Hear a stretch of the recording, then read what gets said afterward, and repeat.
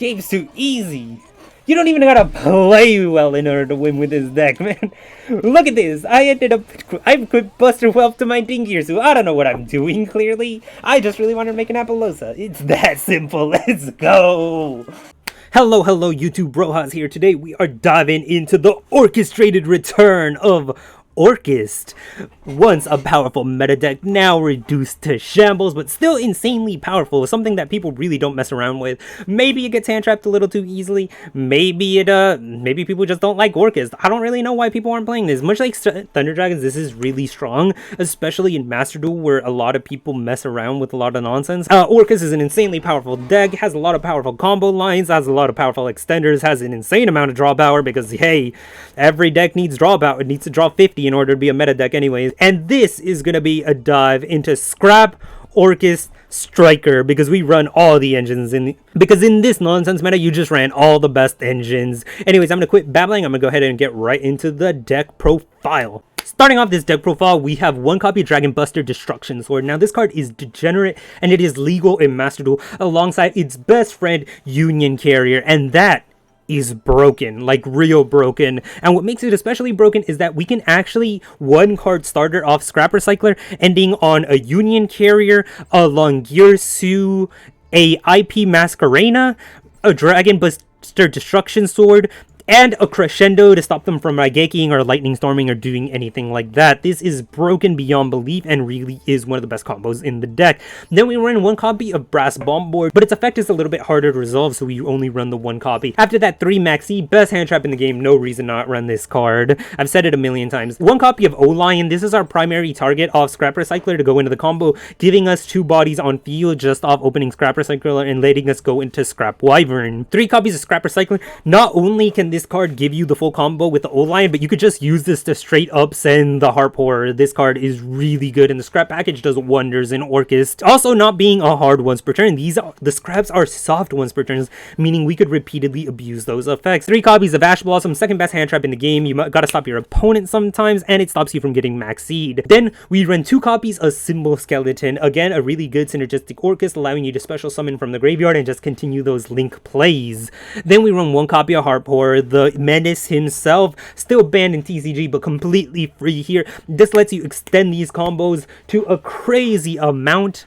This lets you extend these Orcust combos to a crazy amount, and using cards like Babel, we could even play this during our opponent's turn. Getting a free special summon from the deck isn't that nasty, and we get to use this card several times because we can just keep recycling those banished Orcusts.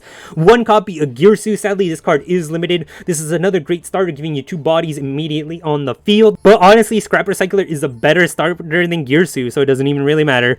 1 copy of the Scrap Golem, this is the only hard brick in the deck. You don't want to see this because you do want to special summon it off of the Wyvern, but this card is just so good, and not being a soft once per turn, it really lets us abuse those effects. 1 copy of Scrap Golem. The Refrigerator is absolutely insane. Sadly, this is the one hard brick in the deck. You definitely don't want to see this card because you want to summon it off a Scrap Wyvern, but this card is guaranteed to keep your soda safe and allow you to combo off absolutely like crazy, using that effect multiple times per turn.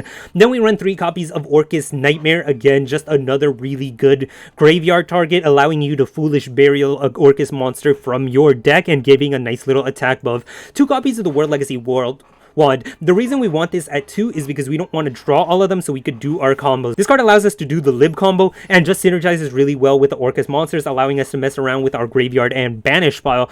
3 copies of Lurid Darkness. This card basically is just a free way to fix your hand since you run so many dark monsters, and you don't care if your Orcust monsters get banished because you can special summon and shuffle back from the banish pile anyways. Then we have 1 copy of World Legacy Succession. This is a searchable monster reborn that is part of the Lib combo.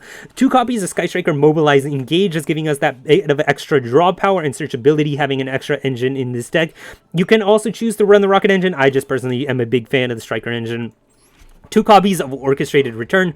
This is Not only does it set up your graveyard, but it lets you draw 2 more cards. Again, this entire deck just fixes its hand. Like, this is a hard deck to brick with because so many of the cards are so good at drawing other cards. 1 copy of Babel. Babel literally says all your Orcust monsters in the graveyard become quick effects, which means you get to play during your opponent's turn, which is just nasty. This card gives you insane recursion and insane grindability in this deck, and is going to be guaranteed that your opponent's in for a bad time. Again, we can even recover this from the graveyard if it's destroyed.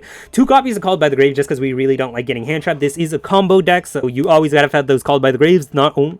And it also deals with those annoying archetypes. 1 copy of the Sky Striker's Hornet Drones, again, just part of the Striker engine, giving us free 2 tokens on the field because of Kagari. 2 copies of Widow Anchor. You could honestly cut this for any Striker cards just to have search targets for engage and to thin the deck. Widow Anchor I just find is good because it is a negate going second that lets us deal with cards like Kyubi Shenshin and steal our opponent's cards potentially. 3 copies of Infinite Impermanence, again, just being another really good generic hand trap. This is not a once per turn, so comboing it with Maxi really lets you shut down your opponent. And 1 copy of Orcust Crescendo. I like upping this to 2 a lot, but again, 1 is enough. This is just a counter trap that's really easy to access with this deck. And if you set up the lock with the Buster Dragon, one Omni Negate is probably going to guarantee that your opponent can't break the board anyways. After that, we have 2 copies of Dingirsu. This card not only is one of your best boss monsters, but you could just overlay it over the Orcust Link monsters. 1 copy of Link Rainbow just for sending things to the graveyard and changing our tokens into actual monsters. 1 copy of the Kagari, get back the Striker engine and really abuse it. 1 card of Halki Pyrex. This card is honestly less important than you'd think. You could be excused for skipping out on this card, but again, Halki Pyrex is just such a powerful card. It's just a shame that this archetype really locks you into darks. 1 copy of Nightmare Phoenix. The Nightmares have always been a staple part of Orcust, besides being generically good in basically every Link deck. It does especially well in Orcust. 1 copy of Galatea. Shame this card's limited at 1, allowing you to put back your banish cards and search out your spells. Doesn't even have to be the Crescendo. 1 copy of Scrap Wyvern, absolutely vital to the Scrap combo and really lets you do some insane plays. 1 copy of IP, special summon during your opponent's turn, really just to get access to that Unicorn, break their board, and maybe even make an Appaloosa with a Union Carrier. Union Carrier in order to bring out that Buster Dragon because that combo is nasty and you should take advantage of it while it is still legal. 1 copy of Lived allows us to break our opponent's board and set up our combo. 1 copy of Unicorn, again, just good generic support, and the Nightmares are especially good in Orcust. 1 copy of Longirsu. This is more for being in Orcust Link 3 than it is for its actual effects when it's on the field, but it also does give us nice recyclability. The 1 copy of Appaloosa, because you find yourself being able to make Appaloosa with IP more often than not, and 1 copy of Access Code for ending off games. Access Code has the added benefit of being a dark. Even after we lock ourselves into dark monsters with the Orcust monsters effect, you can still access code for a game, which is just absolutely degenerate. Anyways, that has been the card by card. Let's go ahead and get into some of the gameplay for y'all. So hopping into a replay here just to speed it up because the Orcust combo tends to take a while, and it's just a really good way to explain what the deck does. My opponent Bingo Machine goes. I know it's Blue Eyes. I'm going to go ahead and Ash Blossom this because if you hit the Bingo Machine go, 99% of the time, they're not going to be able to make the Chaos Max. And yes, I'm sure that this is probably the Chaos Max variant. Then they're going to use the egg in order to link it off just to bring out a Blue Eyes. Again, this is not a target that I would care to Ash because I could rip apart boards like it's nobody's business. So they're going to bring out their Blue Eyes. They got a Link Rebo and a Blue Eyes. This is nothing. This is the easiest board to rip apart. I could break a 5-card board easily. I draw the return. I'm going to go ahead and open with the return. This isn't bad if it gets hand trapped because, again, I want my Orcust in the graveyard. Not only that, I'm just checking for the Maxi and for the Ash Blossom, neither of which they have.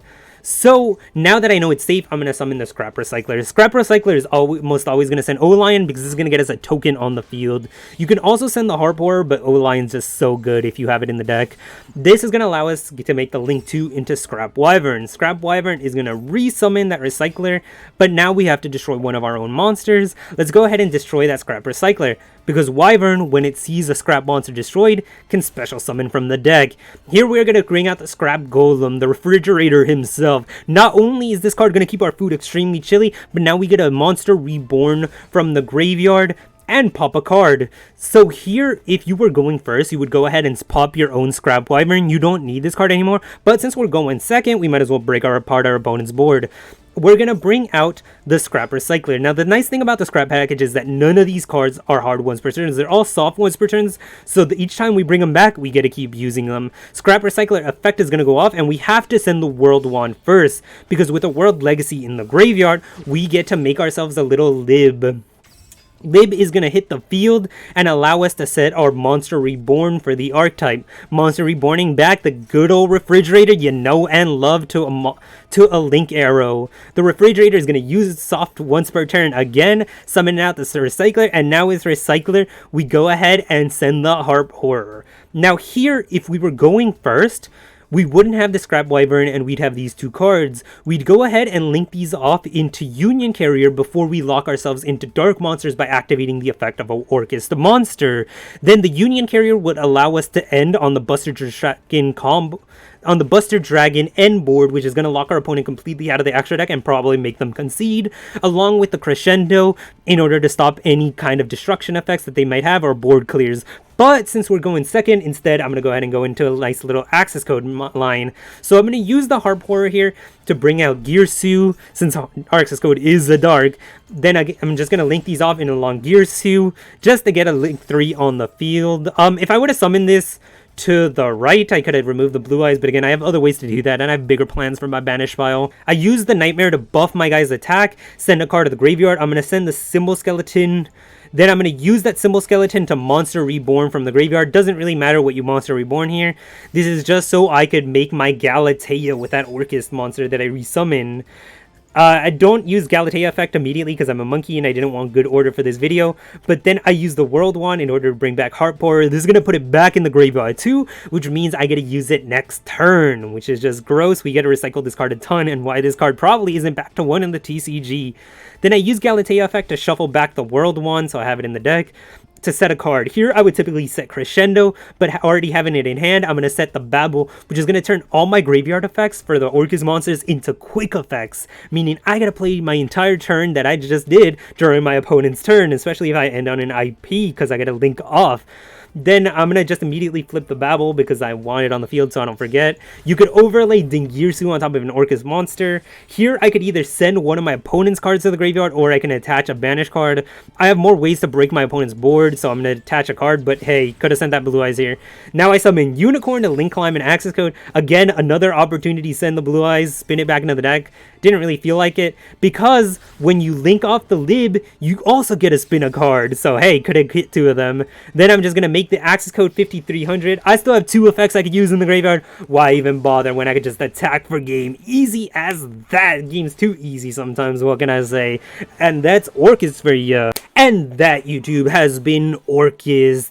Hopefully you guys enjoyed a little bit of a taste of the past metas. Don't know why I've been on such a kick for these old metas, going from Mermails to Orcust to Thunder Dragons, but hey, we're here anyway, so hopefully that was an enjoyable experience. You guys got to see a little bit of a dive into the past with really just good generic engine nonsense and just taking games with it because it can't still take games.